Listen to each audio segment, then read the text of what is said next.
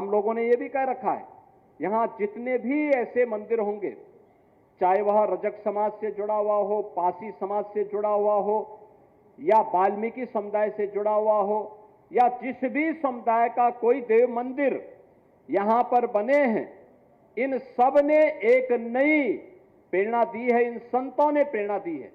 वही प्रेरणा थी जिस प्रेरणा ने अयोध्या के इंटरनेशनल एयरपोर्ट का नामकरण महर्षि वाल्मीकि के नाम पर करने के लिए हमें प्रेरित किया।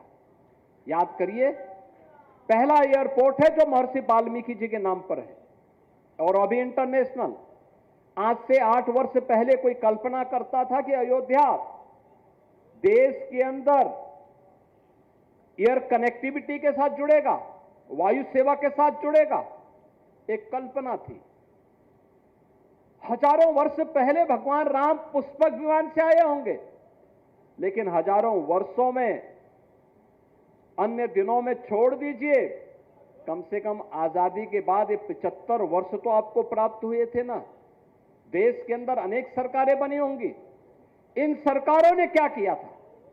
नहीं किया। उनके पास फुर्सत नहीं थी, और जब फुर्सत नहीं थी इसलिए विकास नहीं करा पाए। अयोध्या में बिजली नहीं मिलती थी, पर्व और त्योहारों में सफाई नहीं होती थी, सुरक्षा की कोई व्यवस्था नहीं होती थी,